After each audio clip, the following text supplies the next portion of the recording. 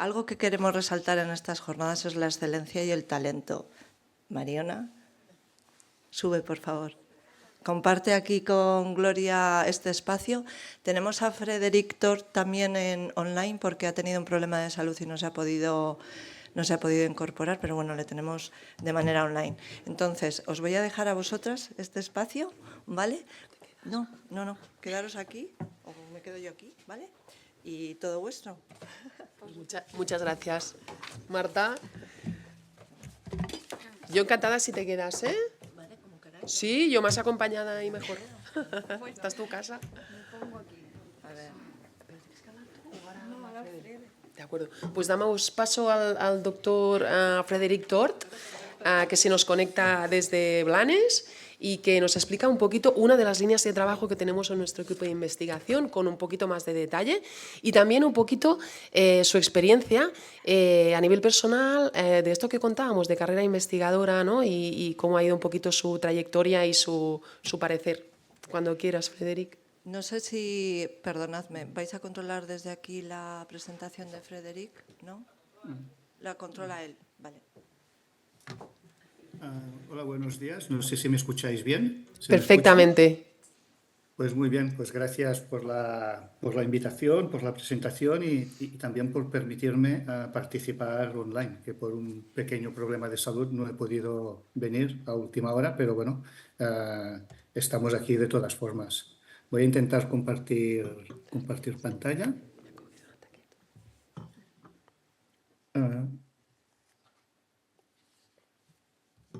¿Veis la pantalla completa ahora? ¿Sí? Sí. Pues muy bien. ¿Sí? Sí. Vale, pues muy bien. Como comentaba Gloria en esta charla, voy a hablar un poco también de las oportunidades, la visibilidad para los investigadores emergentes y luego voy a desarrollar un poquito algunas de las líneas de investigación que estamos llevando a cabo en nuestro laboratorio.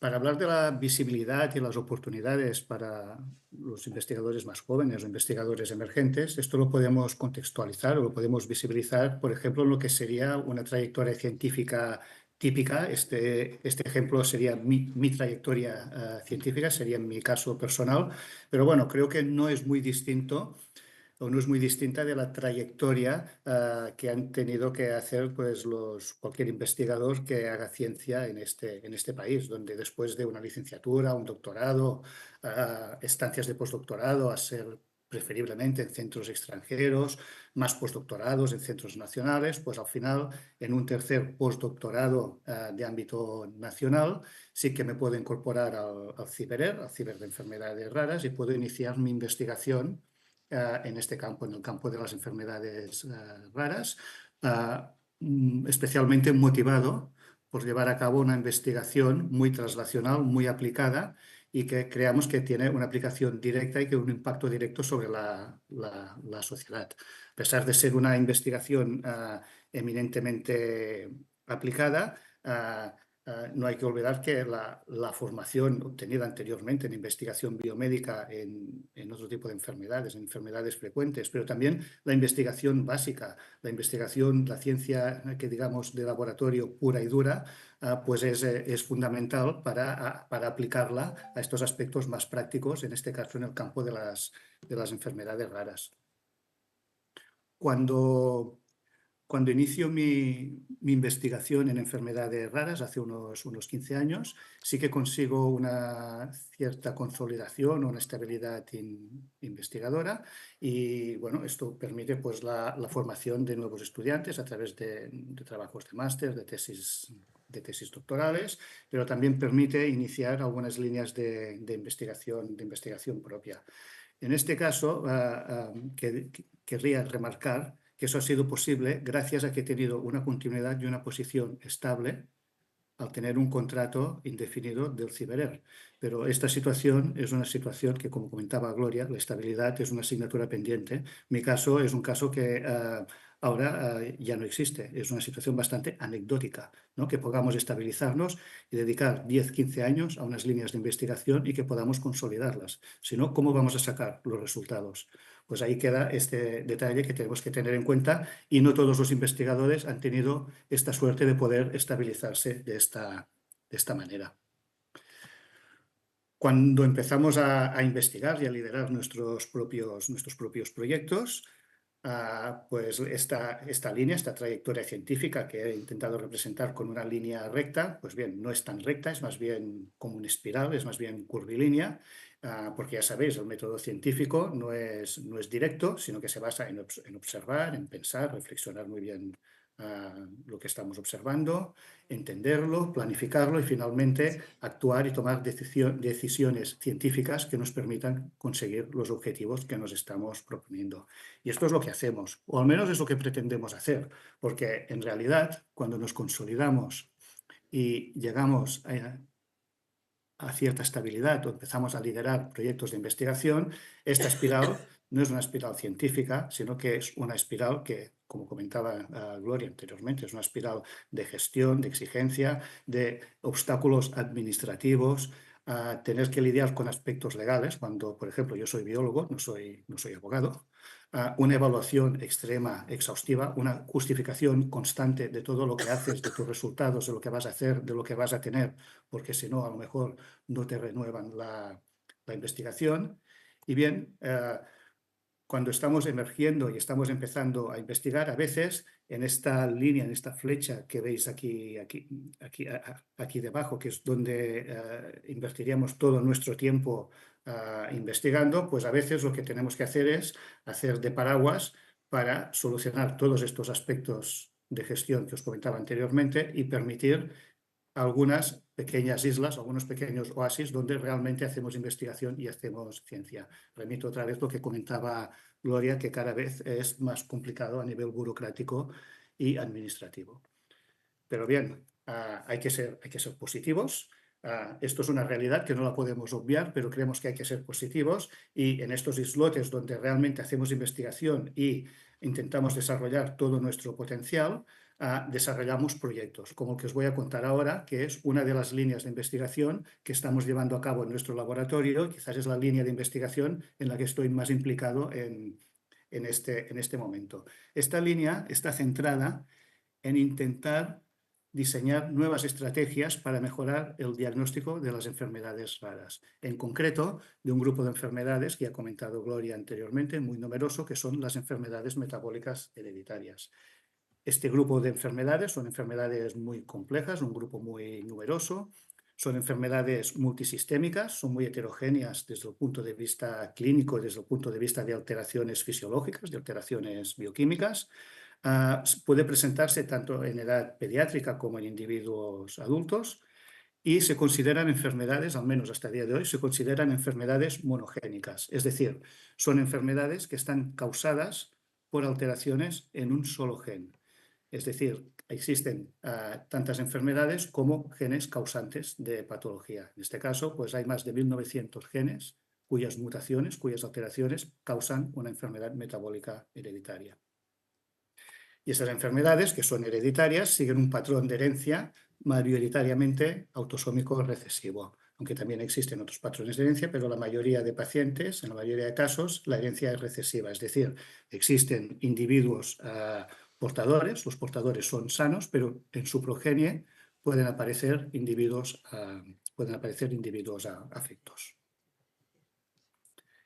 Estas enfermedades tienen una característica que también ocurre en otros grupos de enfermedades raras, que es que tienen un alto grado de solapamiento. Es decir, aquí lo he intentado simbolizar con unos circulitos que vemos que hay mucha intersección entre ellos, pero esto es solo para ejemplificar que alteraciones en un solo gen, las mismas alteraciones pueden dar lugar a presentaciones clínicas o síntomas distintos, pero también una misma presentación clínica puede estar causada por alteraciones en varios genes, en genes distintos. Es decir, tenemos una heterogeneidad en todos los sentidos. Por lo tanto, el proceso diagnóstico de estas enfermedades es extremadamente complejo y eso es lo que conduce a esta odisea diagnóstica que todos conocemos tan bien que ocurre en las enfermedades raras.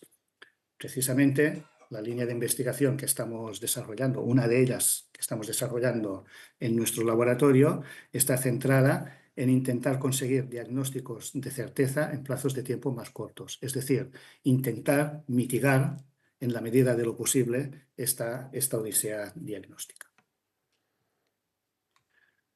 Como comentaba Gloria en su intervención, actualmente se utilizan muchos métodos para identificar las causas de estas enfermedades, pero quizás la metodología más implementada en la práctica clínica actualmente es la secuenciación del exoma. La secuenciación del exoma, que consiste en la secuenciación de todas estas regiones codificantes de todos los genes, lo que nos permite es intentar priorizar o intentar identificar las variantes causantes de una patología. Nosotros tenemos toda la secuencia de un exoma o de un genoma, lo comparamos con un genoma sano, con un genoma de referencia, y los cambios que encontramos en los pacientes son los cambios que nosotros intentamos asociar a la patología. Pero esto no es fácil. Sin embargo, con la implementación de esta estrategia, lo que hemos conseguido en los últimos años es mejorar de manera importante el rendimiento diagnóstico de las enfermedades raras. Pero aún así, sigue habiendo aproximadamente un 50% de los casos en los que no sabemos cuál es la causa genética de la enfermedad. Es decir, hemos solucionado muchos casos, pero quedan muchos por resolver todavía. Y aquí os lo ejemplifico un poco. Esos son datos reales de la sección de errores congénitos del metabolismo del Hospital Clínic de Barcelona. Son del año 2021, pero solo para que veáis que la implementación de la secuenciación del exoma permitió conseguir el diagnóstico en el 43% de los casos. Esos son muchos casos resueltos, muchos casos diagnosticados. Es una muy buena noticia, pero tenemos que mejorar. Sabemos que nos quedan todavía muchos casos por resolver. Cuando nosotros nos enfrentamos a un diagnóstico de una enfermedad genética hereditaria y realizamos estas pruebas genéticas, la secuenciación del exoma, y identificamos o vemos variantes genéticas vemos variantes genéticas que encontramos en los pacientes, en algunos casos identificamos variantes que las podemos asociar a la enfermedad, es decir, variantes que ya han sido descritas en otros pacientes con una clínica similar o variantes que ya se conoce que son patogénicas o probablemente patogénicas. Este es el lenguaje que utilizan los genetistas. Cuando nosotros identificamos una variante ya descrita y la presentación del paciente es compatible con lo que ya está descrito, pues podemos ofrecer un diagnóstico genético. Podemos decir, esto es un diagnóstico, hemos identificado la causa de la patología. Pero lamentablemente esto ocurre en un porcentaje muy pequeño de los casos. Solo alrededor del 10% de los pacientes identificamos variantes patogénicas o probablemente patogénicas.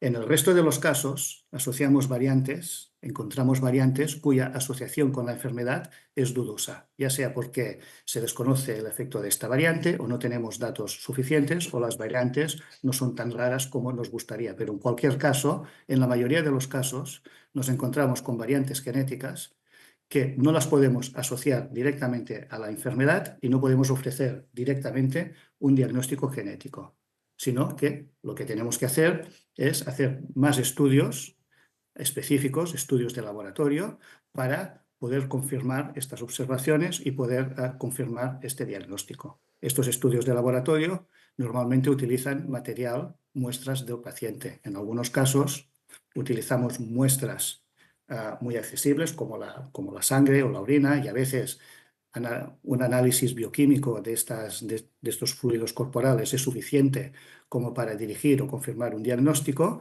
pero otras veces necesitamos hacer pruebas más específicas y realizar biopsias de piel para derivar fibroblastos o incluso biopsias musculares.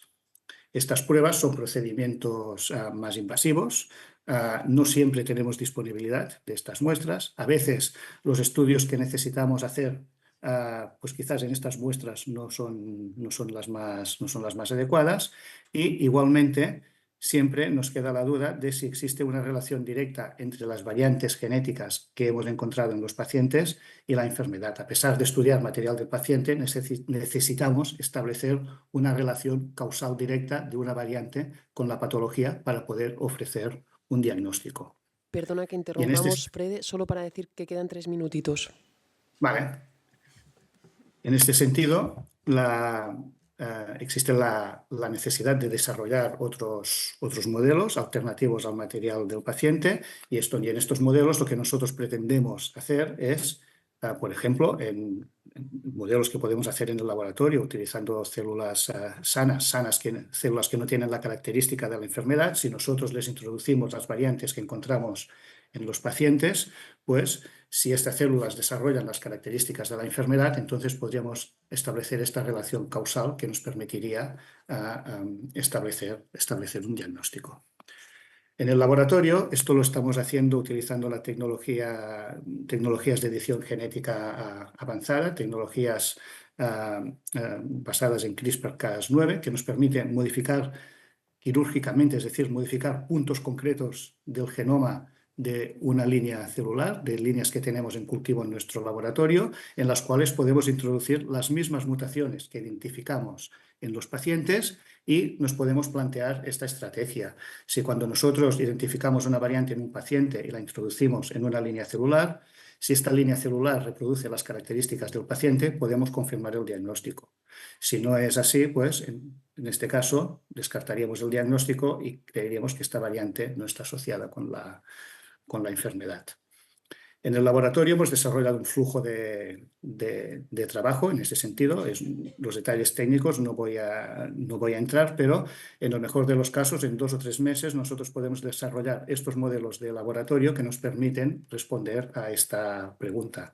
Y esto lo hemos validado. Hemos validado que los modelos que generamos reproducen las mismas características de los pacientes. En este caso os muestro 3 enfermedades distintas que tienen 3 características distintas, pero los modelos que generamos en el laboratorio utilizando la edición genética reproducen las características de los pacientes. De manera que creemos que esta metodología puede ser útil para el diagnóstico.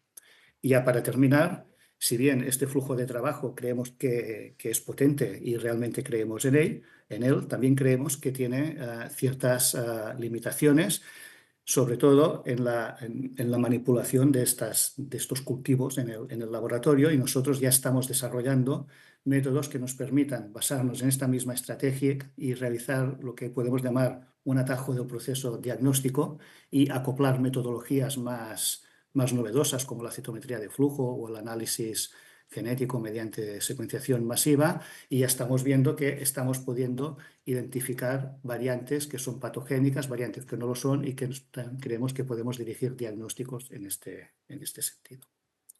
Y esto es un poco lo que os quería contar. Este trabajo lo realizamos en el grupo de enfermedades metabólicas hereditarias y enfermedades musculares en Barcelona. Es posible gracias a distintas fuentes de financiación, y aquí está mi contacto por si hay preguntas, y voy a estar conectado todo el rato por cualquier cosa. Muchas gracias.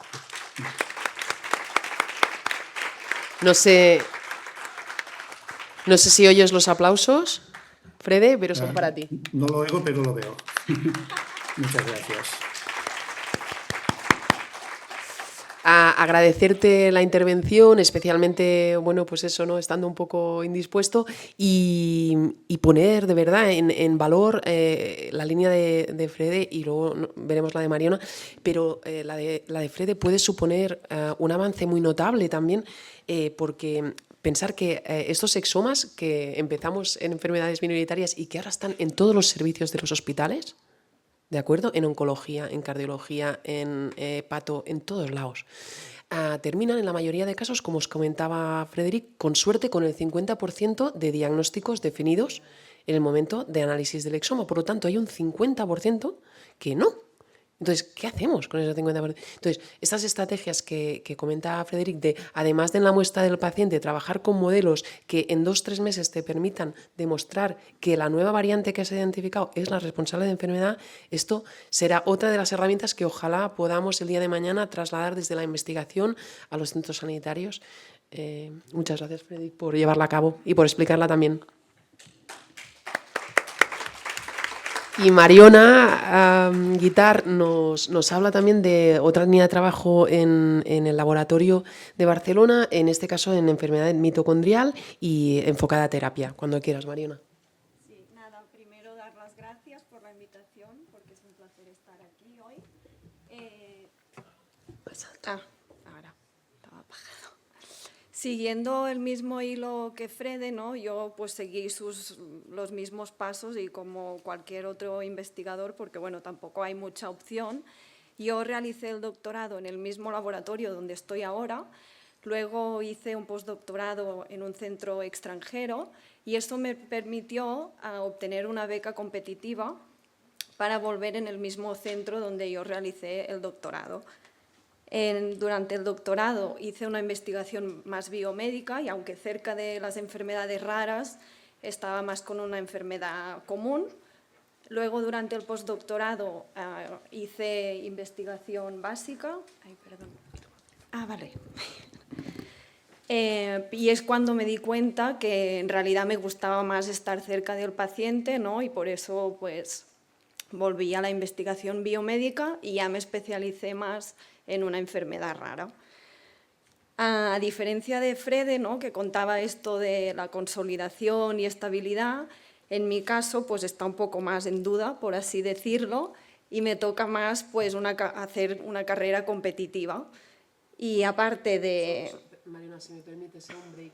Para que nos entendáis, ¿no? En nuestro equipo de investigación hay 29 personas, solo disponemos de un contrato estable y además ya no existe. O sea, esta fórmula como de volver el contrato indefinido que tuvo Frede en su momento, la han, digamos, eliminado, exacto, de manera que no tenemos, o sea, Mariona tiene todos los requisitos, cumple todos los conocimientos, bueno, en fin.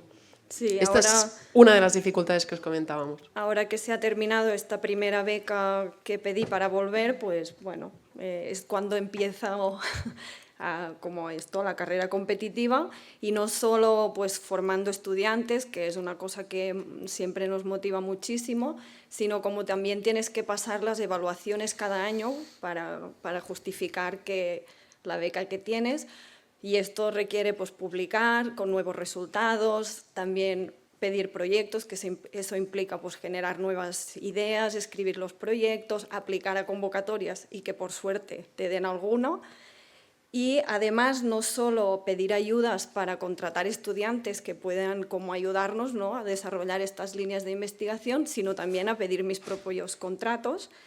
Y aquí es donde hay más limitaciones, ¿no? Porque en una etapa más postdoctoral junior tienes muchas más opciones, digamos. Bueno, ahora no sé dónde señalar. Bueno, tenemos muchas más opciones, pero a medida que pasan los años, pues estas opciones se van reduciendo, ¿no? Y existe este cuello de botella para pedir becas postdoctorales senior. Entonces, bueno, muchos investigadores, ¿no? Podemos pasar este cuello de botella, y espero que yo también, ¿no? Y seguir investigando, que al final es lo que nos motiva, ¿no? Pues a mí particularmente me gusta trabajar en el laboratorio para, bueno, pues sacar nuevos resultados y descubrir nuevas terapias que al final pues algún día puedan llegar al paciente. Y nada, como comentaba Frede, ¿no? Dentro de todo esto pues tenemos tiempo para investigar, que es lo que nos gusta. Y nada, os explicaré un poco mi línea de investigación, que es en una enfermedad rara, que es el síndrome de Kearns-Sayre. Como ya comentaban Gloria y Frede, dentro de estas muchísimas enfermedades metabólicas que existen, hay también las enfermedades mitocondriales, como es el síndrome de Kearns-Sayre, ¿no? Este síndrome tiene una prevalencia de entre 1 y 3 individuos por cada 100.000 individuos, un debut antes de los 20 años de edad y una presentación clínica muy amplia.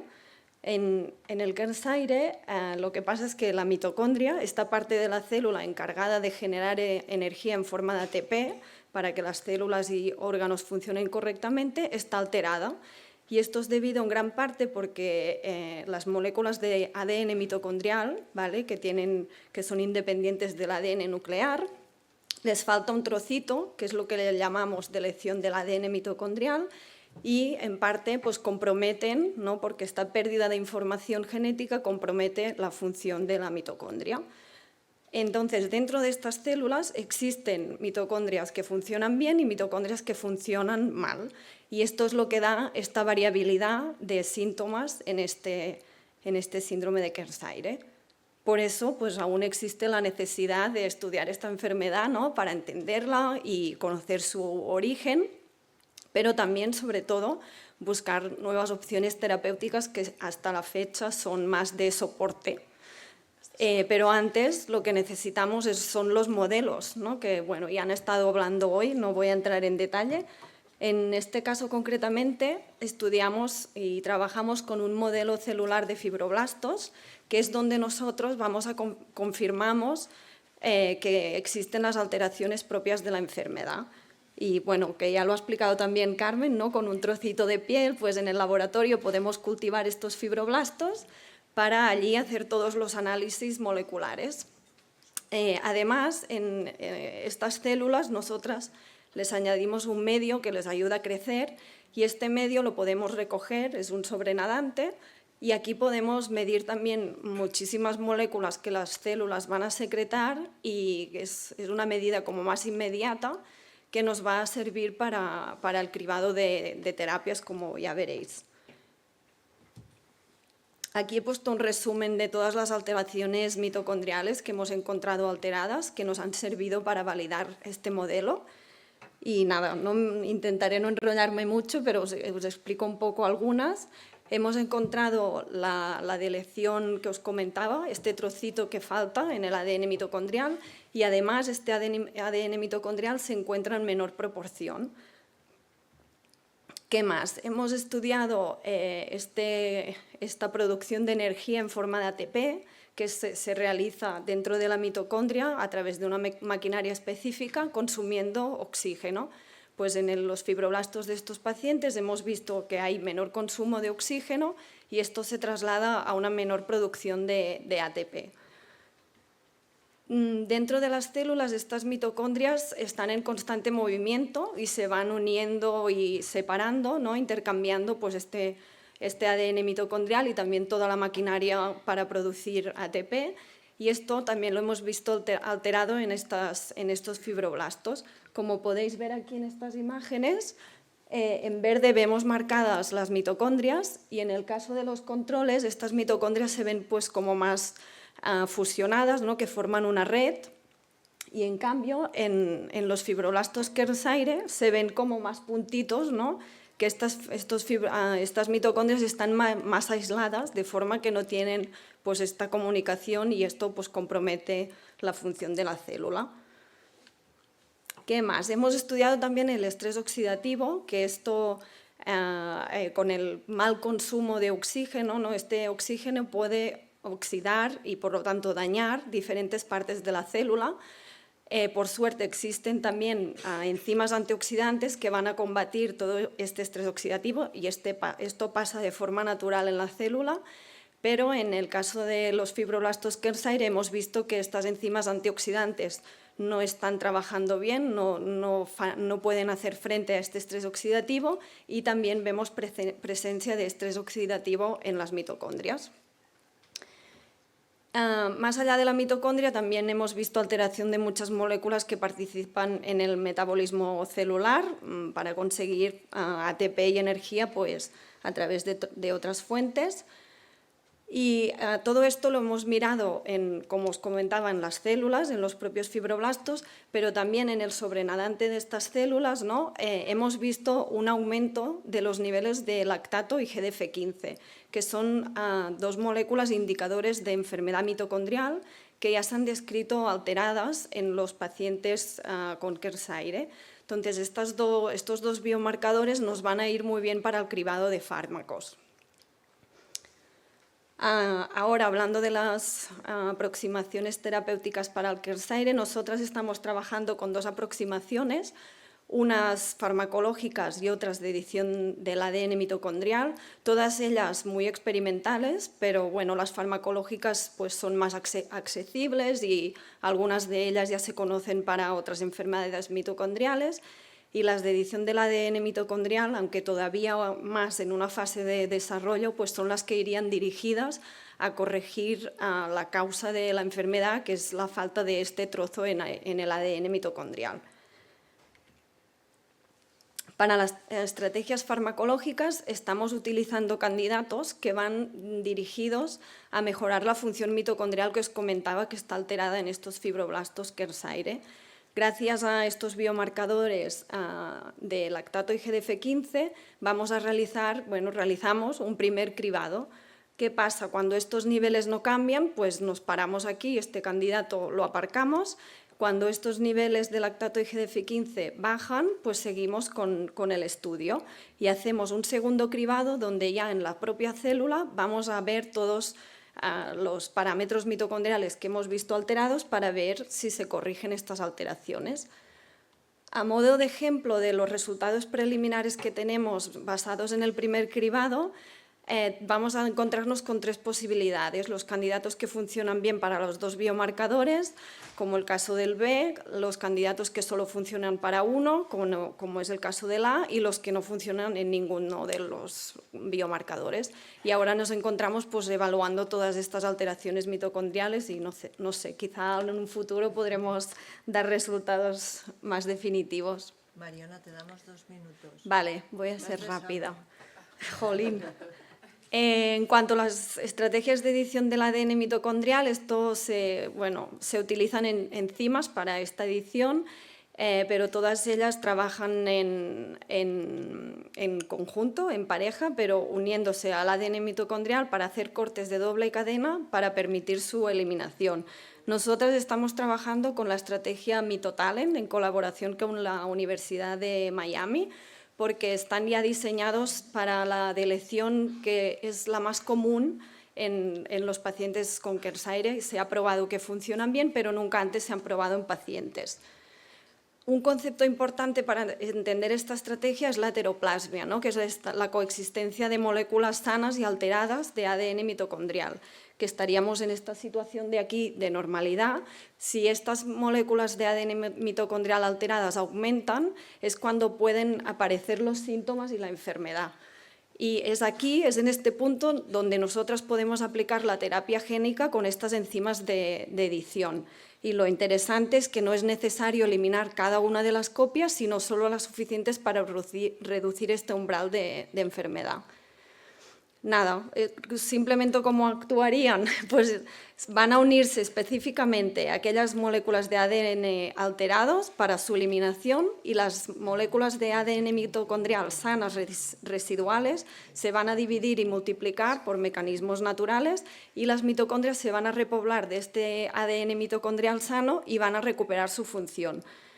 Y específicamente eliminan las moléculas de ADN mitocondrial alteradas porque, como os decía, trabajan en conjunto con son dos monómeros que necesitan trabajar juntos y solo cuando se unen a las moléculas de ADN mitocondrial alterados están lo suficientemente cerca como para hacer su función, cortar el ADN y promover su eliminación. Y nada, ahora estamos estudiando estos mitotalents en los fibroblastos de pacientes y vamos pues concretamente a mirar que se revierte esta deleción, ¿no? Que no se pierde este trocito, y también vamos a ir más allá validando pues todas las alteraciones mitocondriales a ver si se corrigen. Y quería dar las gracias también al equipo, colaboradores, agencias financiadoras, todo, y a vosotros. Muchas gracias.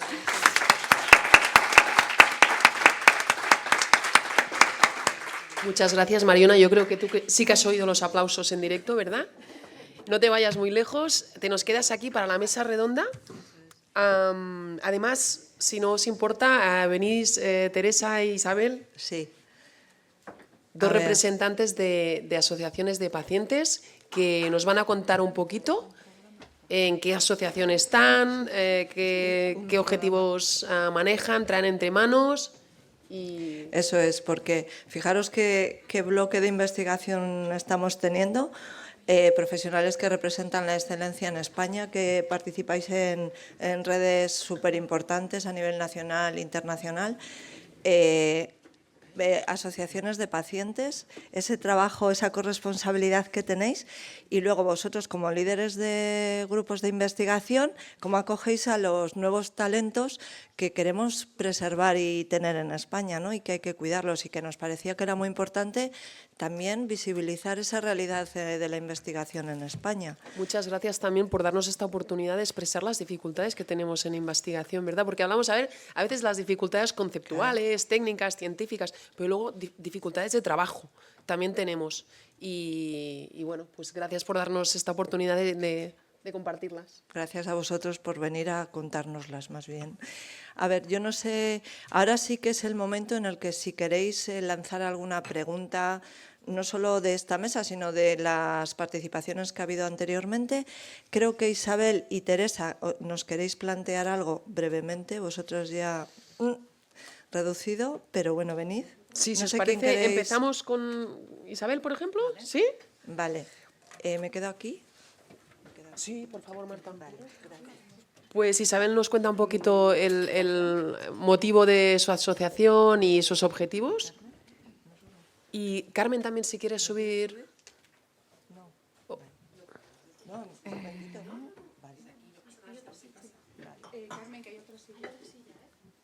Hemos añadido una silla. Carmen, súbete, porfa. Si os parece eso, damos 10 minutitos a cada asociación de pacientes para que nos cuenten un poquito qué hacen y luego entramos en mesa redonda. Por favor, agradecer vuestra participación porque el motivo de que estemos aquí es resolver vuestras inquietudes. O sea que adelante, Isabel, cuando quieras. Pero no está. ¿Lo seguimos teniendo a Frederic aquí? Sí. Podemos poner. No sé si podemos ponerla ahora. Bueno, me han metido un turbo rapidísimo. Bueno, yo soy Isabel Ochandorena, soy miembro de la Asociación Quistes Tarlov, soy paciente con quistes presacros diagnosticados de manera tardía, pero bueno, pues tengo ya un diagnóstico. Y ahora vamos a hablar un poco, voy a tratar de haceros una aproximación rápida de qué son los quistes y cuáles son las dos aportaciones que hacemos desde la asociación de cara, bueno, a la investigación y a esta mesa redonda, ¿no? Bueno, los quistes de Tarlov, que seguramente que varias personas los conocéis, igual hay personas que padecen también, bueno, también son llamados quistes perineurales, son quistes meníngeos que rodean raíces nerviosas. Se tratan de lesiones medulares que pueden tener raíces en el interior o en la pared. Son dilataciones aracnoideas que están rellenadas con líquido cefalorraquídeo.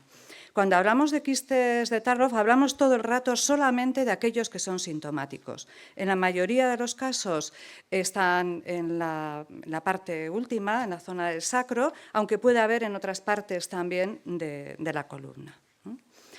La manifestación más normal es el dolor neuropático en este caso es el característico, la dificultad para permanecer sentadas o de pie paradas y bueno, pues luego todo tipo de irradiaciones en las piernas. Con el tiempo de la presión que ejerce el líquido sobre las raíces se producen daños neurológicos y afecciones más urológicas o en intestinos. La manera de diagnosticar es sencilla, se ven, si se informa, se ven rápidamente una resonancia y luego el resto de los daños se van completando con otras pruebas. El tratamiento, no existe un tratamiento específico, se trata en las clínicas, el dolor que se puede tratar con tratamiento conservador o con tratamientos más intervencionistas. La rehabilitación nos va a acompañar a lo largo de toda la vida, tanto rehabilitación física como de suelo pélvico, pues diferentes tipos. En la piscina hay pacientes a los que nos ayuda, otros más otro tipo de estiramientos. Y el autocuidado yo creo que es parte de la corresponsabilidad que tenemos que tener los pacientes, muy claro de que si queremos conseguir una calidad de vida, igual que en otras muchas enfermedades crónicas, lo tenemos que asumir y viajar con nosotros. La cirugía presenta riesgos y no es garantista tampoco porque pueden volver a a reaparecer. Voy a pasar muy rápido porque Gloria ha comentado, yo creo que va a salir en la mesa, pues, el tema de, bueno, pues del diagnóstico tardío, las dificultades. Esto no lo voy a comentar, igual que la parte de las necesidades, que yo creo que en muchas de las patologías o enfermedades raras tenemos las mismas necesidades. Entonces, los voy a dejar. Quería enseñaros bueno, pues cómo se manifiestan, cómo se pueden ver claramente, o sea, no hace falta ni indicar, o sea, el puntero, bueno, pues se ven fácil. Llegar a esto, llegar a que nos puedan informar del tamaño y la localización los radiólogos en una resonancia es, bueno, pues es un objetivo muy difícil.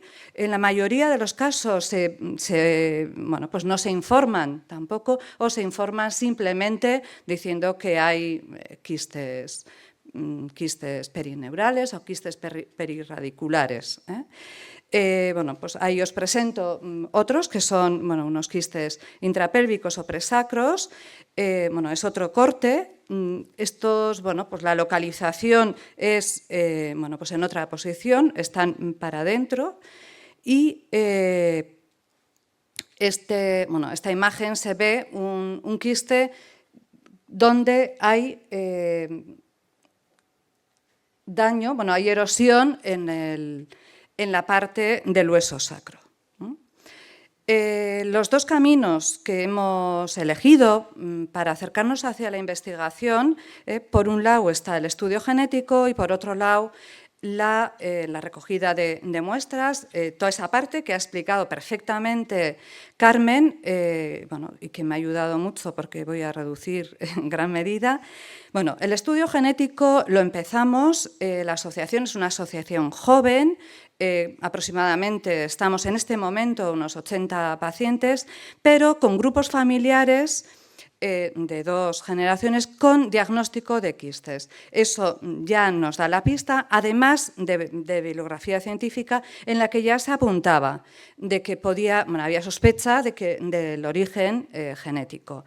Empezamos a hablar con el Instituto de Salud Carlos III, nos dicen que sí, que sería interesante, pero que debido a la muestra que está registrada no hay opción de que nos puedan hacer. Entonces, bueno, pues decidimos tirar por la vía privada, asumiendo desde los propios pacientes el coste del estudio.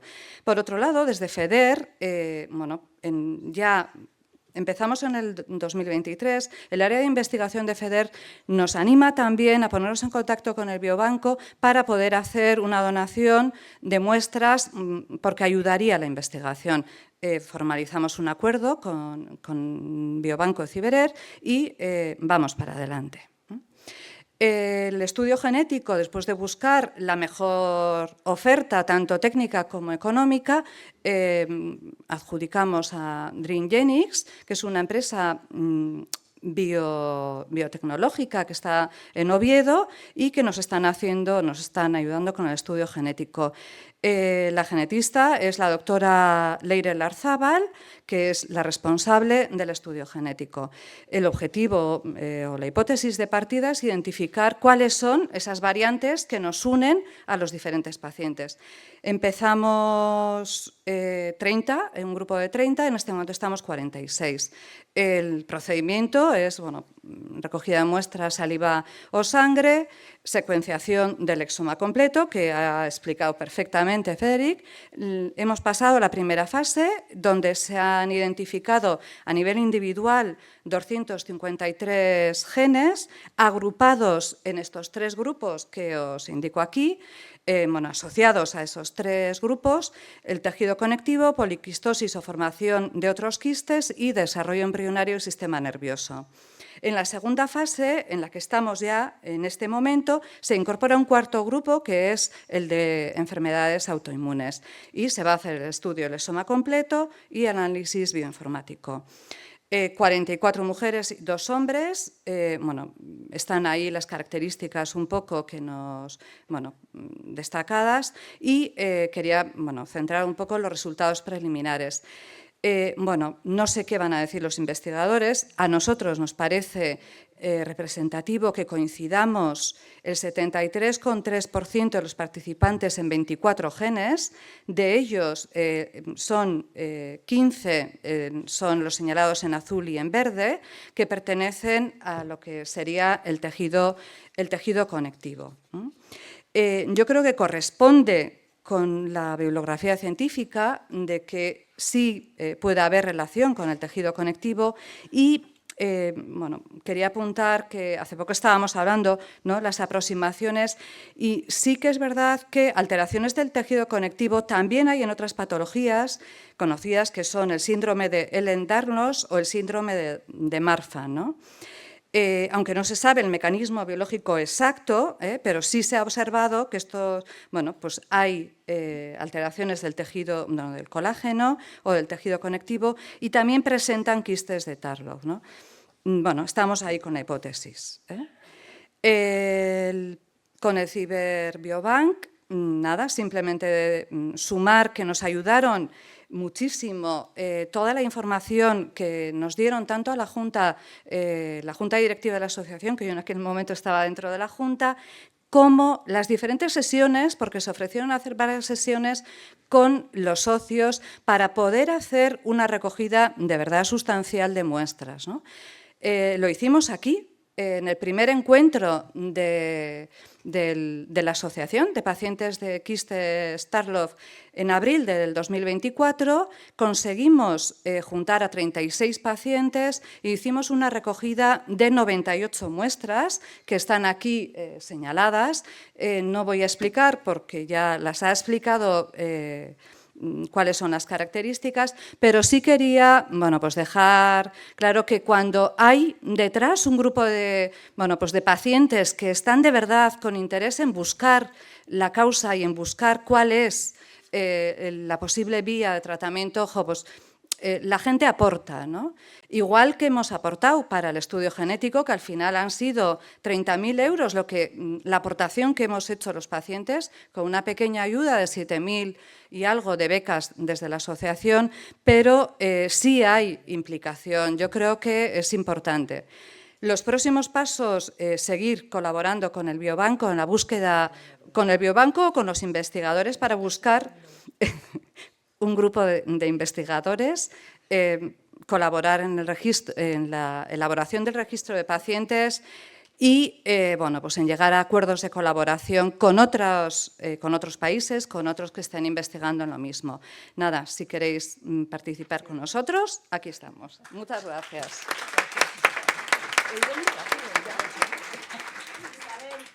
Mira, tenemos una. ¿Podrías, por favor, incluir y tener... Perdón a todos los demás. Es que ricasco a todos también. Por favor, es una petición, una sugerencia. ¿Te puedes presentar? Sí. ¿Qué asociación representas? Vale. Lo iba a decir, represento a la Asociación de los Síndromes Compresivos Vasculares y quería agradecer, o sea, no voy a ser como los Goya, agradecer a todos.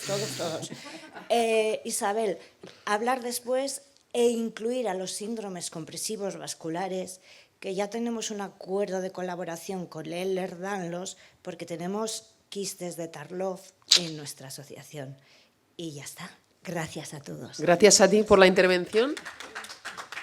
Qué oportunos estos encuentros y este intercambio de información. Gracias a Isabel por explicar de una manera tan clara la enfermedad y los objetivos y todo lo que habéis hecho.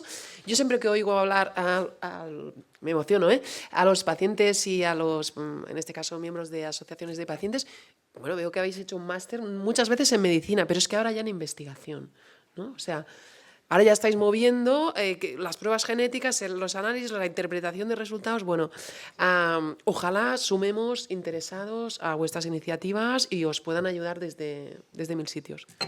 Y este sea un foro para empezar esta andadura.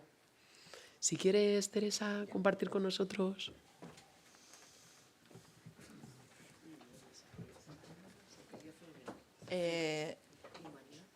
La presentación de Teresa, por favor, que os la he pasado antes.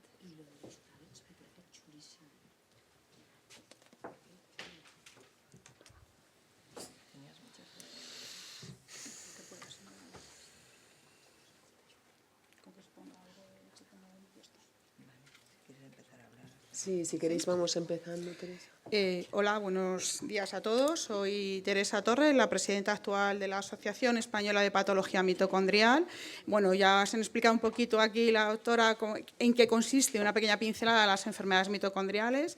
La asociación se creó en el año 99 por 3 pacientes y 2 familiares. Luego hemos ido evolucionando. En principio se creó solamente para Andalucía. Luego en el 2015 ya se hizo a nivel nacional y en el 2016 se nos declaró de utilidad pública. A lo largo de todos estos años hemos hecho muchísimos proyectos, tanto de investigación como de nuestro niño. Nuestra cosa más que cuidamos es el registro de pacientes. Es algo que hemos impulsado desde las juntas directivas que estaban anteriormente y la que estamos ahora, porque creemos que es importante tener un registro de pacientes para saber la incidencia. En enfermedades mitocondriales hay más de 300 genes que van cambiando cada año, ¿verdad? Aquí vosotros lo podéis decir. Damos fe. Nosotros tenemos 160 socios, pero atendemos a más de 300 familias de España y en algunos casos de Latinoamérica. Nos dedicamos principalmente, las enfermedades mitocondriales son altamente discapacitantes, son neuromusculares, son degenerativas y en algunos casos con la esperanza de vida muy corta, sobre todo en niños que pueden empezar en muy temprana edad. Bueno, pues la esperanza de vida es un poquito corta, aunque son patologías que pueden aparecer en cualquier momento de la etapa de la vida. Pueden aparecer desde la etapa infantil hasta la etapa de adultos. De hecho, tenemos adultos, tenemos gente de todas las edades y todas las, bueno, de todas las regiones de España, ¿no? Vale, gracias. ¿Qué le doy aquí? Marta, aquí. Sí, mira bien él. Perdón, ¿eh? Vale.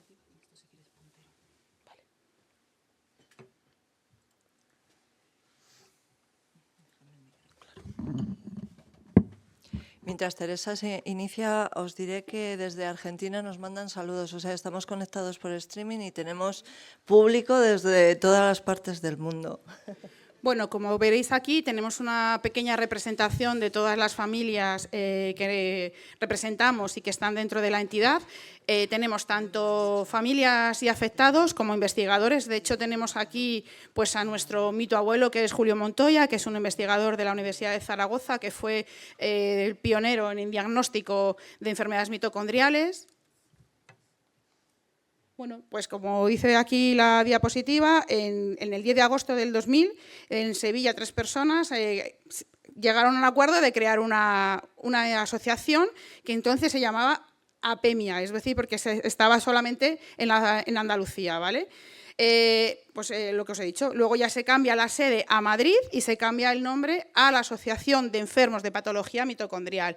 Pero este año la hemos decidido cambiar y dar un puntito más a la Asociación Española de Patología Mitocondrial, ya que para nosotros es muy importante las sinergias entre diferentes sectores dentro del proyecto de investigación y de las enfermedades mitocondriales. Entonces vamos a ponencias internacionales, vamos a congresos internacionales. Entonces, bueno, vimos que había lo de enfermos se quedaba un poco ahí a nivel de fuera de España, siempre asociaban la E con España y al final decidimos cambiarlo a la Asociación Española. Bueno, dentro de la estructura actual tenemos un comité científico que está compuesto por 9 personas. También tenemos una trabajadora social, que es la única persona que tenemos contratada, y luego toda la junta directiva, que somos todos voluntarios. Pues, ¿qué son las enfermedades mitocondriales? Pues vamos a volver a repetirlo, porque ya lo he dicho antes y lo han explicado aquí las doctoras, o sea que las investigadoras que son mejor que lo pueden explicar que yo, ¿no? Es un amplio grupo de patologías en la cual la mitocondria tiene un fallo en la producción del ATP, que es una molécula que produce la energía, con lo cual afecta a todos los órganos, son multisistémicas, son degenerativas y lo que hemos explicado antes, ¿no? En algunos casos la esperanza de vida es corta y pueden aparecer en cualquier etapa de la vida.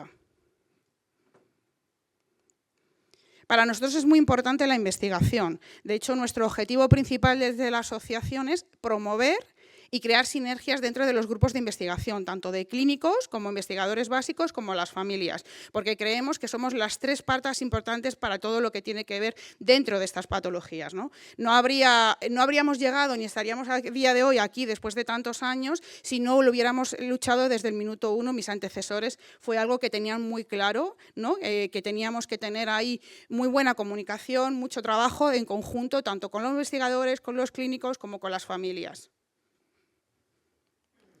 Desde la asociación hemos hecho pues desde acuerdos con el Hospital 12 de Octubre para poder hacer una secuenciación masiva del esoma a todos aquellos pacientes que no tenían diagnóstico.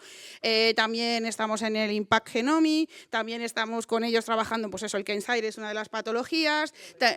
Los registros de pacientes para nosotros es algo súper importante. Lo trajeron mis antecesores de un congreso internacional y es algo que hemos apostado muy mucho por el registro de pacientes y gracias a la vida y a nuestro doctor Marcello Bellucci hemos conseguido que nuestro registro sea uno de los registros más importantes dentro de enfermedad neuromuscular, especializado en mitocondriales, pero es como un referente para otras muchas patologías que quieren seguir esa línea de investigación y esa línea. Creemos que es muy importante para ellos saber en qué consiste, en cuánto es la incidencia y sobre todo las características y clínicas que tiene cada paciente con cada mutación, porque os repito, tenemos más de 300 genes y cada año van apareciendo nuevos. Entonces, la variabilidad de la clínica dentro de nuestros pacientes es inmensa, o sea, pues os podéis dar en cuenta, o sea, si tenemos tantos genes, pues no hay paciente que sea igual a otro. De hecho, ahí es lo que complica al clínico y al investigador para poder dar un diagnóstico.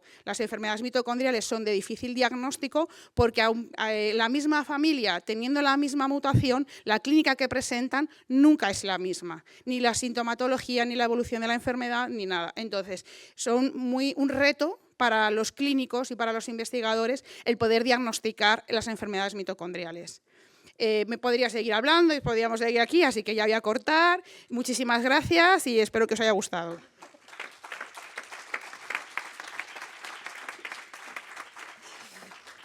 Bueno, me siento fatal porque es que parezco un sargento. Perdón. El sargento del reloj. Sargento chusquero. A ver, en esta mesa tenemos dos asociaciones, bueno, porque de alguna manera hay que representar, ¿no?, esa sinergia que hay entre los centros de investigación médica y las propias asociaciones de pacientes, ¿no? Pero en realidad estáis representados todos, ¿no? Todos los que estáis aquí, más todas las asociaciones de pacientes que trabajan con vosotros, ¿no?, en España y desde fuera de España, desde Eurordis, ¿no? ¿Hay alguna pregunta de alguna asociación, alguien, algún representante, alguien que tengamos aquí en el público que queráis compartirlo? Reflexiones. Reflexiones, exacto. Ideas. Adelante, Carmen. ¿Cómo acelerar la investigación? ¿Queremos acelerar los diagnósticos? A ver, Carmen. Voy a hacer un comentario muy breve porque... Carmen, de Objetivo Diagnóstico. Buenos Gracias. días. Muchísimas Buenos gracias días. a todos, de verdad que me ha encantado. Lo único que a mí me surge una duda, que estáis investigando directamente enfermedades ya concretas con las asociaciones ya concretas, ¿no? ¿O no? Mitocondriales, pues tienes un investigador, tal. Pero cuando estás en la búsqueda y tienes tantas patologías, ¿cómo puedes entrar a esas investigaciones, a ese biobanco? ¿Cómo podemos tener nosotros esos registros? O sea, es como cuando estás un poco en tierra de nadie, ¿cómo podemos hacer? Yo creo que deben haber varios cauces, varias maneras de conseguirlo. Sin duda, claro, uno tira de referentes y como los míos son cercanos y los conocéis seguramente, pero yo escribiría al ciber de enfermedades raras y preguntaría, ¿no?, qué grupos están interesados, ¿no?, en determinado contexto, en una enfermedad de estas características o en una serie de pacientes que no están diagnosticados y ver que muchas veces ellos canalizan, ¿no?, las consultas y las redirigen a... Pero seguro que hay otras maneras, ¿eh? Una es esa y...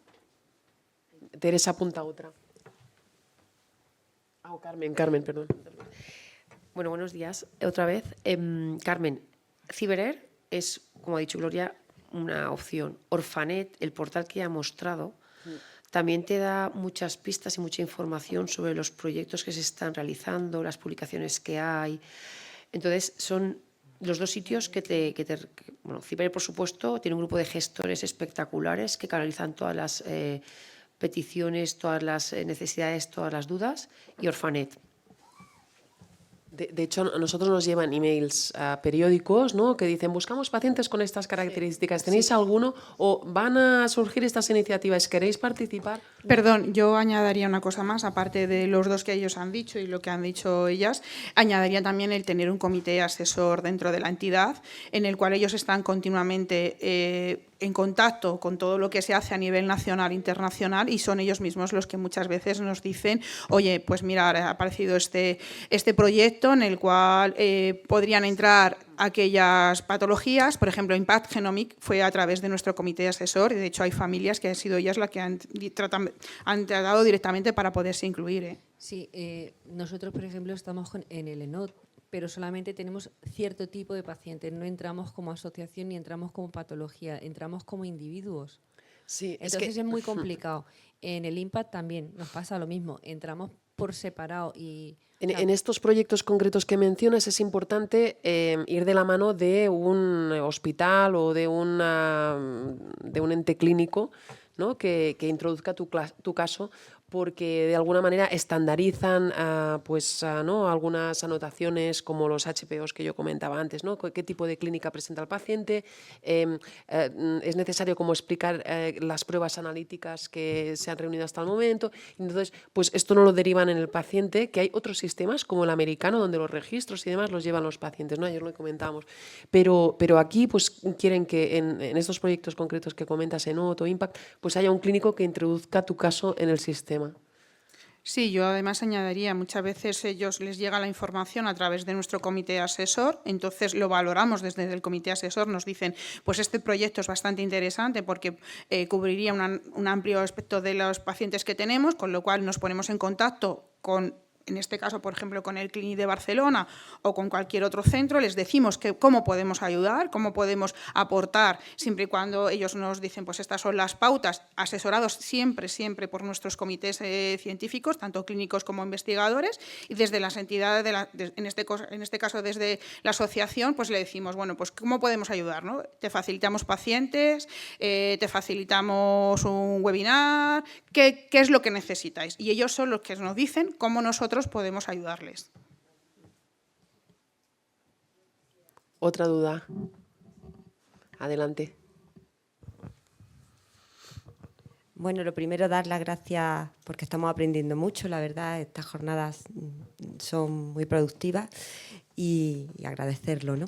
Y bueno, en segundo lugar, yo soy también de la asociación de Yolanda, de síndromes compresivos vasculares, y claro, os estoy escuchando y veo que todos estáis como, nosotros estamos muy en pañales aún, estáis, claro, en un paso más vosotros, ¿no? Y en general.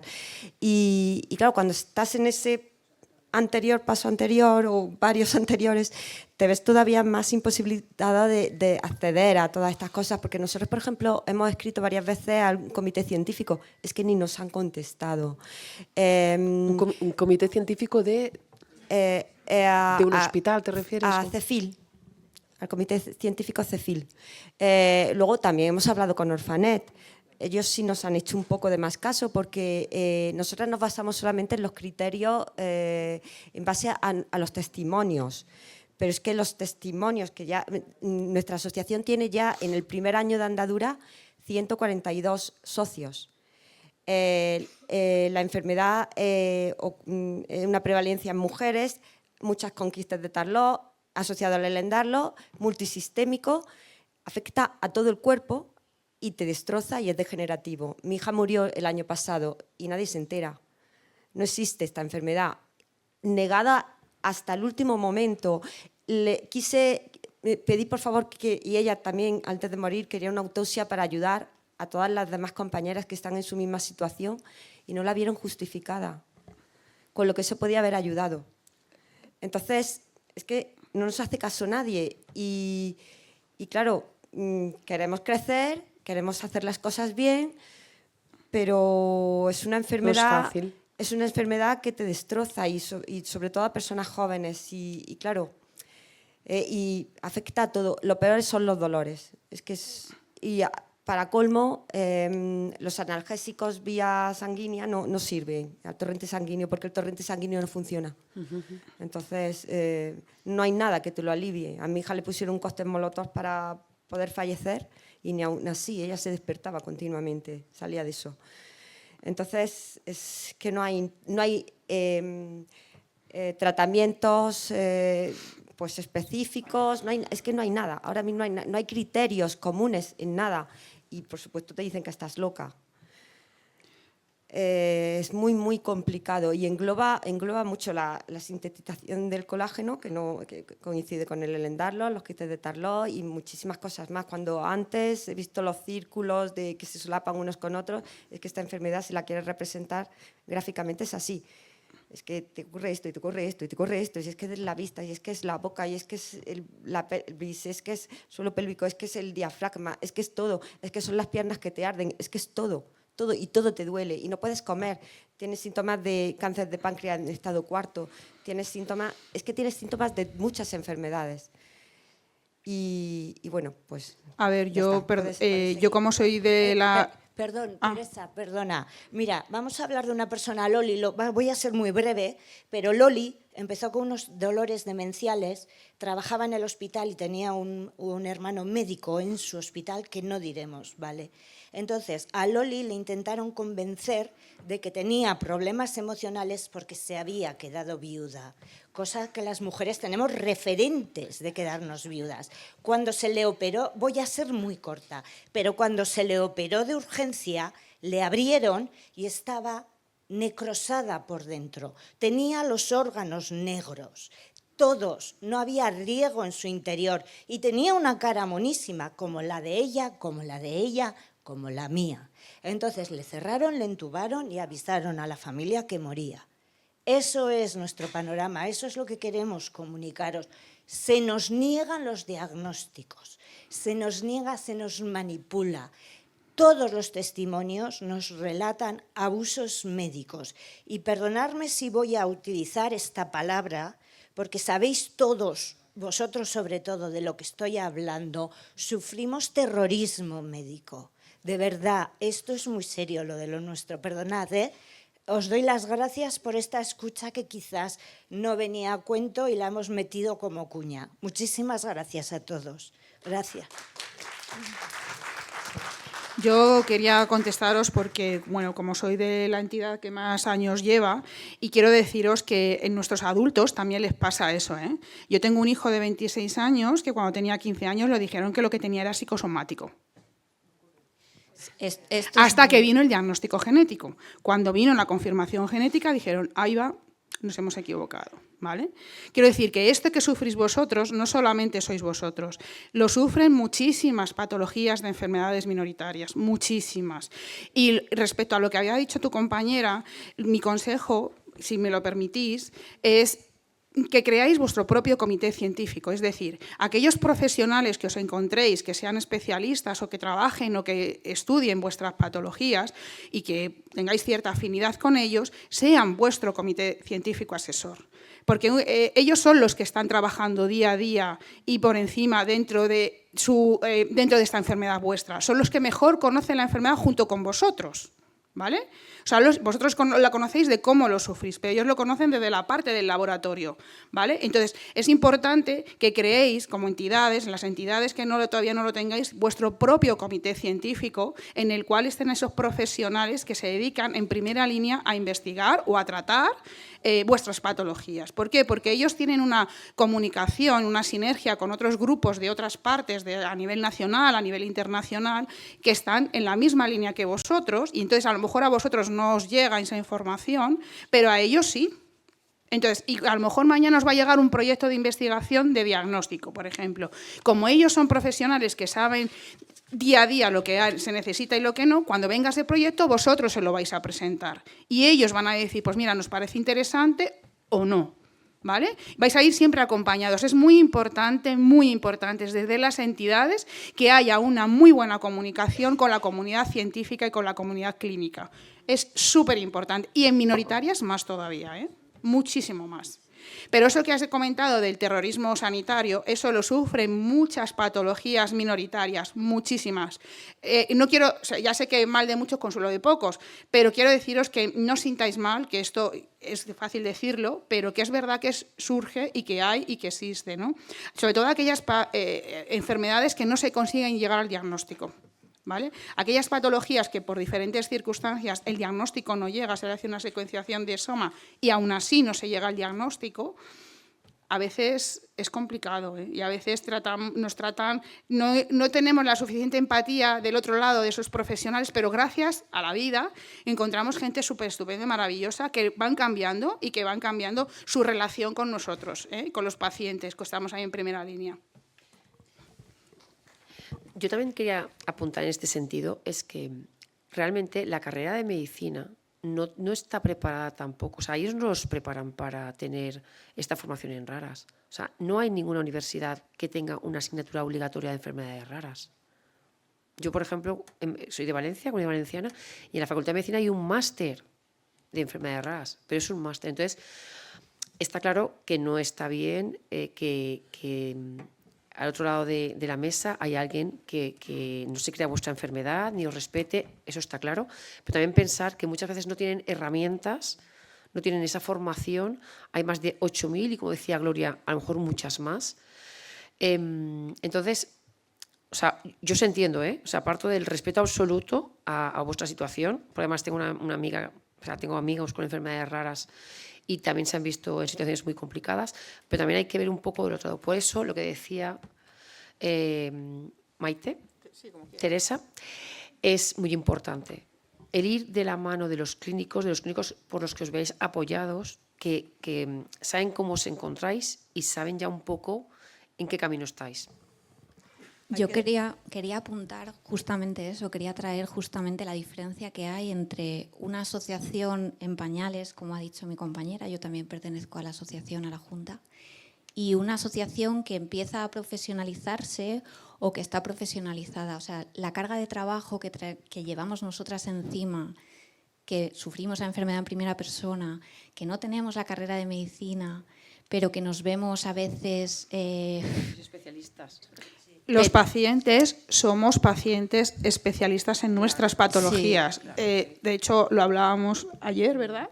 Y decían, es que sabéis, o sea, os habéis hecho la carrera de medicina, la carrera de investigación, porque nos toca, sí, o sea, nos toca. Quiero decir, cuando se empieza con una asociación de pacientes, os lo he dicho antes, nosotros empezamos 3 personas.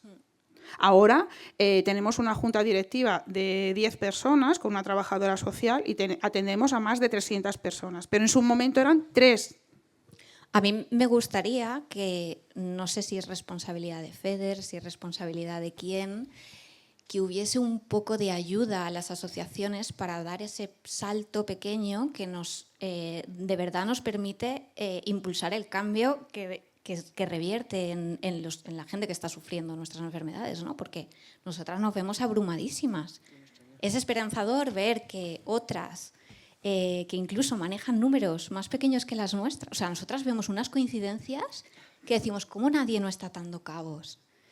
Pero bueno, vamos a empezar por lo primero y seguiremos. Yo sí os puedo, yo creo que nosotros estamos parecido, hemos dado algunos pasos, eso nos da, pero a nivel de diagnóstico tardío y de peregrinaje, que no he comentado, pero lo tenía ahí, la no credibilidad del dolor y de las limitaciones y los trastornos que luego lleva acompañados eso, tanto a nivel ansioso-depresivo, somatomorfo, o sea, todos los que habéis ido comentado, y uso excesivo de medicamentos, ¿no? En muchos casos con lo que todos sabemos que a nivel de salud mental bueno, pues produce, ¿no? Y salud física.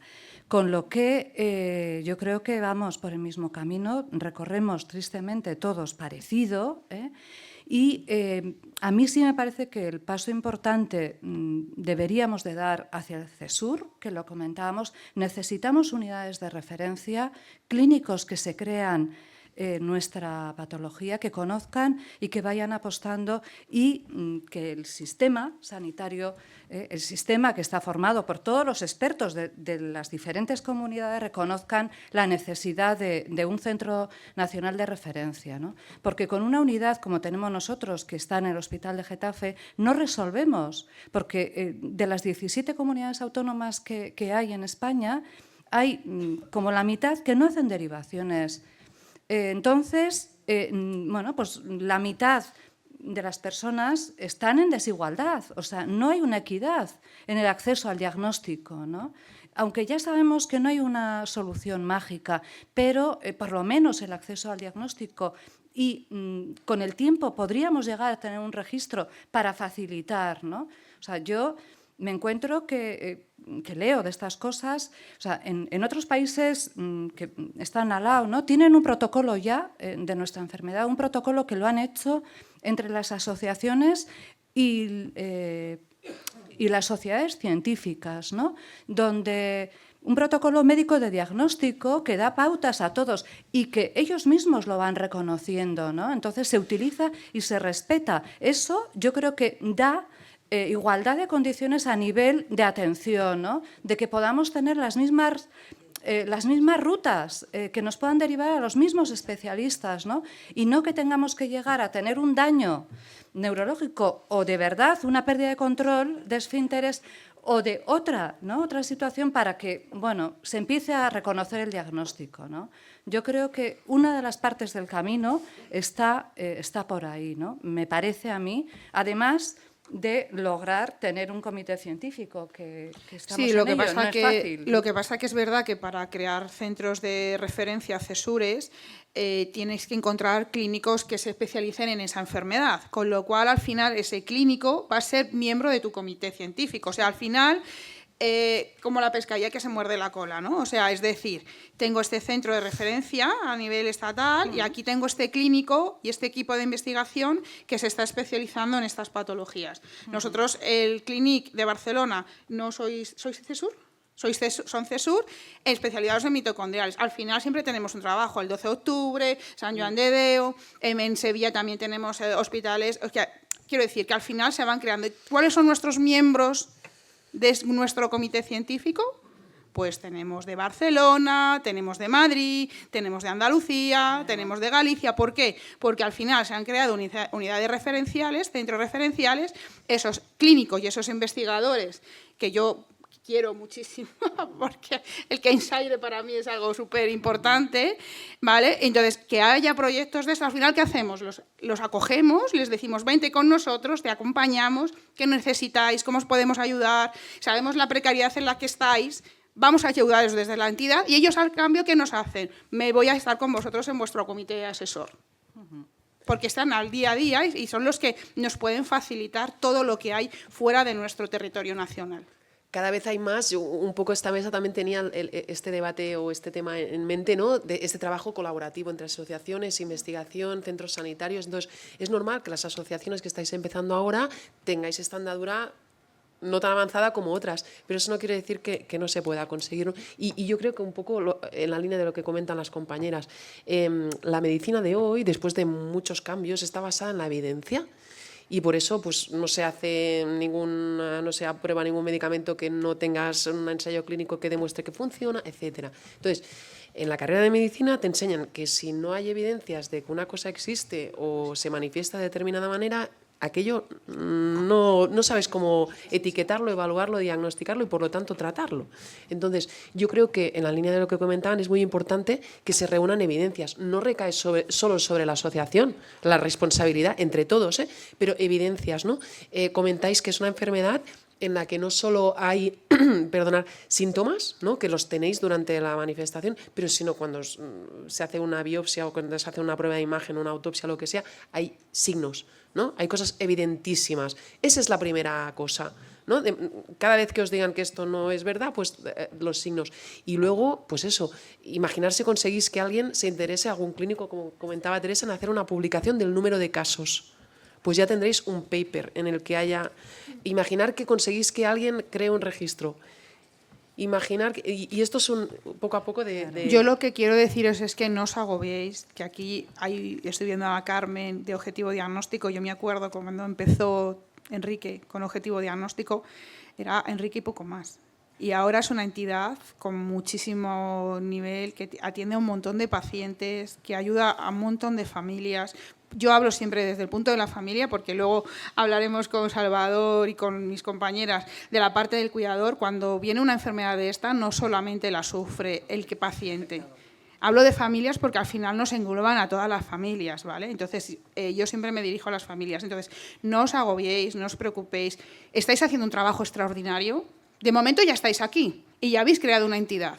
Eso ya es un paso muy importante. Entonces, apoyaros en las entidades que llevamos más tiempo, apoyaros en las entidades que llevamos un bagaje ya de mucho tiempo, preguntar, como estáis haciendo, poneros en comunicación con otras entidades, firmar convenios con diferentes entidades, investigadores, clínicos, con todo lo que creáis que pueda ayudaros. Fisioterapeutas, con quien creáis que pueda ayudaros en vuestra patología, basaros y apoyaros en eso. Por alusiones, tenemos 5 minutitos por alusiones. No, por favor, tu intervención, pero también Carmen quería intervenir. Entonces, ahora para no cambiar luego de tema, si quieres comentar. Ay, también tenemos más intervenciones detrás.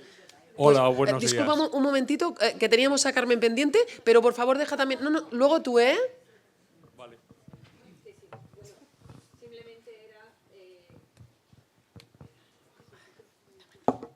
No, sí, simplemente era de lo que estábamos hablando del CESUR, que no quería que se me pasara, que, a ver, Alicia en el País de las Maravillas sería lo perfecto, ¿vale? Y poder entrar por todos los agujeros grandes y pequeños, pero sí que en nuestra realidad, como enfermedades raras, no llegamos a los CESURes de referencia, porque si en mi comunidad no están, no me mandan al otro. Y si me mandan el otro, lamentablemente, como tenemos 17 sanidades y no queremos gastarnos dinero fuera de nuestra comunidad, no nos cogen, nos están rechazando. Y eso sí que es eso sí que creo que ahí sí que tenemos mucho que decir y mucho que aportar, porque es más sencillo en cuanto... Estas son las trabas que hablábamos antes, que se tienen que somos erradicar. pacientes no rentables económicamente. Exactamente. Entonces yo creo que ahí sí que tenemos nosotros una labor muy importante en decir, un momento, a mí me da igual que lo pagues tú, que lo pague... Porque yo mis impuestos los pago directamente y tú te los estás repartiendo. Pues igual que repartes... No sé cómo decirlo. Y que además, suponiendo que no solo se pensara en la calidad de vida y en el paciente, Exacto. sino en términos económicos, Exacto. es más rentable atender a un paciente, diagnosticarlo y tratarlo adecuadamente, que tenerlo siempre peregrinando por el sistema sanitario, Gloria, recibiendo tratamientos poco específicos. Con lo cual, incluso si aplicas un criterio estrictamente económico, sale a cuenta. Y este mensaje tiene que ir calando. Tiene que llegar, y voy a ser muy breve porque como ahora estamos en asociación, yo quiero decir que realmente nuestra sanidad se cree que, o sea, es muy buena, ¿vale? Perfecto. Lo que pasa es que también no lo hemos creído mucho y tenemos que a lo mejor hacer un volver a la casilla de salida y hacer una reestructuración, porque es más, no nos hacen falta fondos, nos hace falta optimizar esos fondos. Estamos de acuerdo. O sea, más recursos, pero además los que tenemos administrarlos correctamente. Justo. Estamos todos Y de ese acuerdo. creo que... Por favor, tu intervención cuando puedas. Hola, buenos días. Me llamo Alberto y estoy en 2 asociaciones. Yo tengo síndrome de dolor regional complejo, o SUDEC, y bueno, como sabréis, no se puede diagnosticar. Te lo diagnostican con una gamografía o termografía, pero tampoco es una prueba que sea fehaciente. O sea que... Y estoy en 2 asociaciones, como he dicho. Estoy en ALER, Asociación Leonesa de Enfermedades Raras, pero que coge a toda España. Y ahora hemos creado una asociación de síndrome de dolor regional complejo española. Bueno, quiero dar las gracias sobre todo a toda la mesa redonda y a todas las personas que están aquí. Y mi pregunta era, pues eso, que en la asociación DALER, por ejemplo, tenemos a un niño de 2 años que tiene un problema también de ¿cómo se llama? Perdona. Mitocondrias, gracias. Y está yendo al Valle Pro, me parece que es. ¿Sí? Sí. Y el caso que, claro, el problema es, como ha dicho Carmen, que es que tiene que ir allí la familia, se tiene que desplazar. Claro, han tenido que coger el padre y la madre una excedencia, son de aquí de León, se tienen que desplazar, pero no tienen nada de ayuda. O sea, no hay ayudas. Aquí yo creo que, bueno, Es- mucha gente de la mesa, pero igual Teresa os podía explicar cómo ellos desde la asociación han conseguido medidas para intentar como aumentar las ayudas, ¿no?, a los padres Sí. que tienen que hacer de cuidadores. A ver, nosotros desde las entidades lo que hacemos son firmar convenios con diferentes empresas, es decir, pues desde hoteles a, pues no sé, casas, pisos de alquiler, etcétera, para poder ayudar a esas familias. También con la Casa Ronald McDonald, que es complicado entrar porque no siempre hay plaza y hay mucha demanda, pero es verdad que dependiendo de la comunidad autónoma en la que residas, sí que pueden darte una ayuda para el gasto de desplazamiento. Algunas familias, dependiendo de los casos, se les puede poner ambulancia para hacer el traslado hacia el otro hospital donde tenga que ir, pero va a depender mucho de la comunidad autónoma y de su médico de referencia. De todas maneras, si esa familia tiene un diagnóstico de una enfermedad mitocondrial, nosotros estamos abiertos a asesorarles y ayudarles en todo lo que necesiten. No tienen por qué, o sea, atendemos a socios y no socios. Quiero decir que no todo el mundo que atendemos y ayudamos son socios. A través del Servicio de Orientación e Información, nuestra trabajadora social y la Junta Directiva, que somos todos voluntarios y tenemos mucha carga de trabajo también, ayudamos a las familias. Lo importante es el bienestar de la familia. Entonces, si en algún momento tú hablas con él y necesita que le ayudemos en alguna cosa, yo te voy a pasar ahora, después me lo preguntas, por favor, y te paso el contacto, el correo, todo lo que necesites, y si le podemos ayudar en algo, por supuesto que lo vamos a hacer, ¿eh? Muchas gracias, Vale, Alberto, a todos los que y habéis ya intervenido. una- Este tipo de preguntas mejor para la segunda mesa Vale. redonda, al final de la jornada. vale, gracias. Ah, Salvador quería intervenir. Sí, con el... Para los que están en casa. Sí, estoy de acuerdo con la mesa en todas las indicaciones que os han comentado para poner en marcha la asociación. Ese ha sido el sistema que hemos seguido todos. Pero quería hacer un comentario y después una reflexión. Nos olvidamos siempre del Instituto Nacional de Enfermedades Raras, dependiente del Instituto de Salud Carlos III. Y parece como que no existiera. Y sin embargo es un punto al que hay que recurrir, aunque nos queda, parece ser que muy lejos. Debería ser los grandes especialistas que pueden dar algunas respuestas, como por ejemplo para seleccionar un comité científico como el que estabas tú comentando, Teresa, porque a lo mejor no es accesible saber aquí con quién contar, ¿no? Y por otro lado, no quiero dejar de pasar la oportunidad de agradecer a la mesa el trabajo y la exposición que ha hecho, pero demonio, Gloria, eres una portavoz del entusiasmo dentro de la significación de persona dedicada únicamente a la investigación. Contagias una ilusión tan tremenda con lo que haces que hay que darte un fabuloso aplauso entre todos.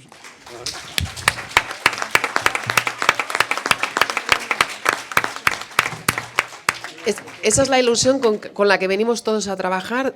De verdad, todos los compañeros de los que puedo hablar en primera persona, y no solo de nuestro grupo de investigación ni de trabajo, porque además de investigar atendemos a pacientes, pero de verdad que esta es la ilusión. Y lo que sí que es verdad es que hay muchas cosas que están todavía en desarrollo. O sea, que yo os hablo de herramientas y de cosas que a día de hoy estamos trabajando para ofreceros, pero que todavía no están disponibles. Ojalá lo estén pronto. Pero bueno, pues sí, esas ganas las tenemos de ayudar y de contribuir a que todo esto mejore. Vamos a dar por cerrada la mesa aquí, si os parece bien. Un minuto, que es que vamos con mucho retraso. Una última pregunta. Mira. Sí. Bueno, mi nombre es David Diaño, soy una persona con ELA, investigador del Consejo Superior de Investigaciones Científicas, y quería aprovechar hoy, Día Mundial de las Enfermedades Raras, para presentar un comité que hemos formado de los derechos humanos en el CREER. Y bueno, hemos hecho una encuesta que ha recogido la opinión de 88 personas y un poco pues lo que refleja es que el centro está bastante infrautilizado y que muchas veces los programas no se ajustan a las necesidades de los usuarios y que hay falta de apoyo. Entonces, bueno, creo que no voy a entrar en detalles, pero esta encuesta no busca hacer una guerra ni joder a nadie. Lo que busca realmente es que todos podamos trabajar en la misma dirección para hacer un centro que realmente sea centrado en las personas, en la cual pues también participemos, nosotros formamos parte del proceso de toma de decisiones para, pues al final tenemos que pensar que todos crecemos dependientes y envejecemos dependientes con algún tipo de condición de diversidad funcional. Entonces tenemos que ser un poco egoístas y si somos egoístas vamos a lograr eso, en avanzar a esta sociedad más diversa, resiliente e inclusiva. Y ese es el objetivo de nuestro comité, que está abierto, va a seguir recogiendo encuestas y seguir reportando pues, a las autoridades para poder implementar estos cambios en positivo. Gracias, David. Sí, muchas gracias. Gracias. Vamos, eso, un aplauso a todos. Vamos a cerrar aquí la mesa. Vamos con un poco de retraso. Simplemente tenemos a Frederic también, dar las gracias a Frederic, dar las gracias a Mariona, a Gloria, a Carmen, a Teresa y a Isabel, que representan lo que en España tenemos, ¿no? Excelencia, talento, asociaciones implicadísimas. Gracias.